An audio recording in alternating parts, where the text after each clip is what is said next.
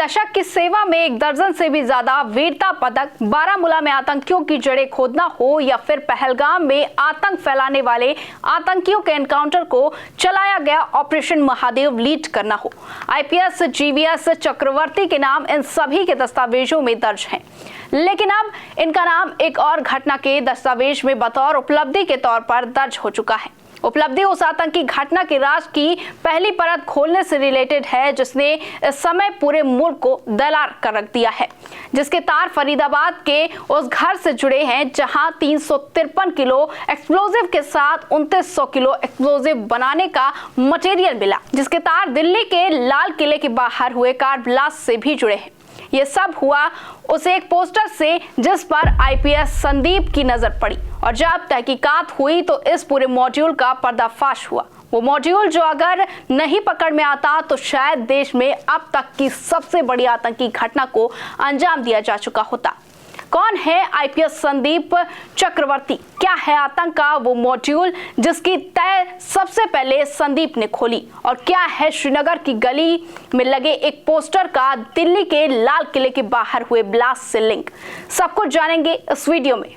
नमस्कार, आप देख रहे हैं न्यूज़ 7 हिंदी और मैं आपके साथ अनवंशिका। सुरक्षा एजेंसियों के सोर्सेस के हवाले से लिखी गई द प्रिंट की रिपोर्ट बताती है कि 19 अक्टूबर की सुबह श्रीनगर के बाहरी इलाके मानेनौ गांव के बुनपोरा क्षेत्र में स्थानीय पुलिस को कुछ पोस्टर मिले। इन पोस्टर्स में आतंकी संगठन जैशे मोहम्मद की तारीफ की गई और रिवेंज अटैक का जिक्र था। ऐसे पोस्टर्स को देखकर श्रीनगर के एसपी डॉक्टर जीवीएस चक्रवर्ती की भौएं सुकड़ गई। उन्हें लगा कि उनके इलाके में इस तरह के पोस्टर्स कैसे लग गए का कॉन्टेक्स्ट आपको बता देते हैं। जम्मू कश्मीर में एक दौर था जब खुलेआम आतंकवादी संगठनों की तरफदारी चलती थी। पोस्टर लगाना, रैलियां निकालना, ये सब कुछ आम था। लेकिन फिर इन घटनाओं में कमी आई और जैसे जैसे एजेंसियों के हाथ मजबूत हुए, खुलेआम ये सब करना या करके साफ बच जाना बहुत मुश्किल हो गया। इसलिए एसपी चक्रवर्ती ने इन पोस्टर्स को गंभीरता से लिया। उन्होंने तुरंत ही अपने अधिकारियों को आदेश दिया कि उन लोगों का पता लगाया जाए जिन लोगों ने ये पोस्टर्स चस्पा किए।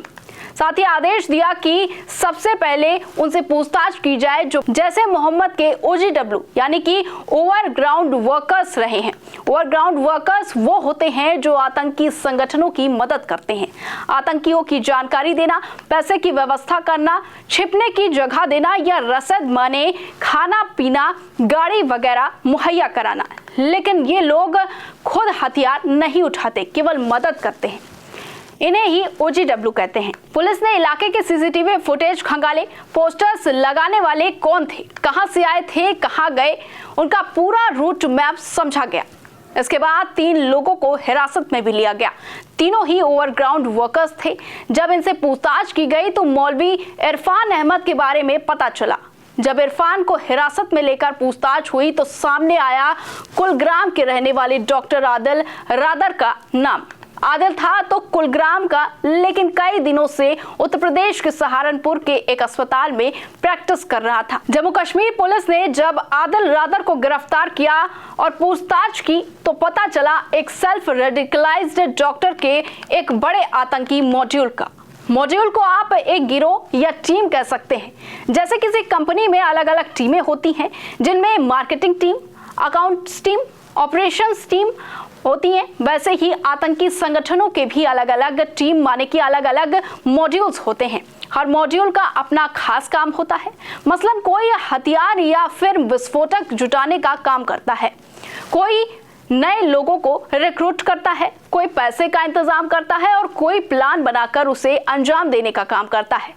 इस केस में भी पुलिस को डॉक्टरों के एक ऐसे ही आतंकी मॉड्यूल का पता चला जिसे जम्मू कश्मीर पुलिस ने एक व्हाइट कॉलर टेरर इकोसिस्टम करार दिया, यानी एक ऐसा नेटवर्क जिसमें कट्टरपंथी प्रोफेशनल और छात्र शामिल थे जो पाकिस्तान और दूसरे देशों में बैठे विदेशी हैंडलर्स से कांटेक्ट में रहते थे और यहां घटनाओं को अंजाम देते थे। द प्रिंट की रिपोर्ट बताती है कि पुलिस अनुमान लगा रही है कि इस पूरे मॉड्यूल में 12 लोग शामिल हैं, जिनमें 6 से 7 डॉक्टर हैं और कम से कम 2 प्रोफेसर हैं, माने पढ़े लिखे लोग।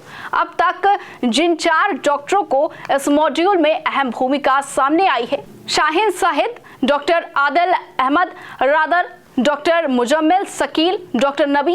इस रिपोर्ट के मुताबिक इनमें से नबी, शकील और सईद तीनों हरियाणा के फरीदाबाद में बसे अल फलाह मेडिकल कॉलेज में काम करते थे, जबकि रादर उत्तर प्रदेश के सहारनपुर के अस्पताल में तैनात था। कुलगाम का रादर और पुलवामा का नबी दोनों अनंतनाग मेडिकल कॉलेज में साथ काम करते थे और दोनों ने ही जीएमसी श्रीनगर से MBBS किया था। मीडिया रिपोर्ट्स में यह भी कहा जा रहा है कि इस कार ब्लास्ट में नबी की मौत हो गई।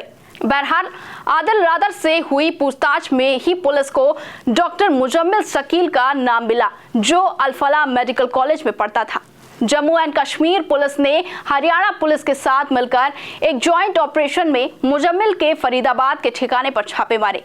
इस छापेमारी में पुलिस को करीब 2900 किलो एक्सप्लोजिव बनाने वाले मटेरियल मिले, जिनमें केमिकल्स, इलेक्ट्रॉनिक सर्किट, बैटरी, तार, remote control, timer, metal sheet, यह सब कुछ थे। साथ ही बता दें, इसके साथ ही पुलिस को 353 किलो अमोनियम नाइट्रेट मिला, जो फर्टिलाइजर होने के साथ ही एक साथ इंडस्ट्रियल एक्सप्लोजिव भी है।